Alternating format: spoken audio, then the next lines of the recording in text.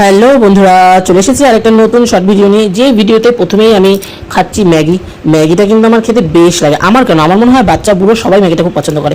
মানে সবার কথা বলতে আমি আমার মাকে দিয়েই বোঝাচ্ছি। আমার থেকে বেশি আমার মা ম্যাগিটা খেতে ভালোবাসে, তাই এত কনফিডেন্সে বলতে পারলাম আর কি। আর এইদিকে দেখো আমার গুড়গুড়ি উঠে গেছে, এই যে দিদার কোলে এখন সে বসে আছে, বাইরে বসে আছে। তাকে এখন একটু বাইরে ঘোরাতে হয়, নালে রেগে যায়। আর খুব হাসছে ক্যামেরা দেখে।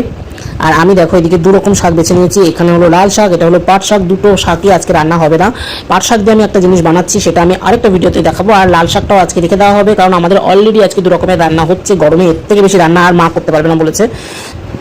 তো আবার বন্ধুরা আমি খেতে বসে পড়েছি। জানি না কেন আমার এত বেশি খেতে পাচ্ছে, কারণ ম্যাগিটা খেয়ে আমার একটুও পেট ভরেনি। ডেলিভারি হওয়ার পরে আমার বড্ড খিদে পায়। তো আমি খেয়ে নিচ্ছি এখন কুমড়ো ফুলের বড়া, যেটা আমাদের গাছেই হয়েছিল। 4টে ফুল হয়েছিল, সেখান থেকে মা আমাকে বড়া করে দিয়েছে, ডিম সিদ্ধ আর পটল ভাজা।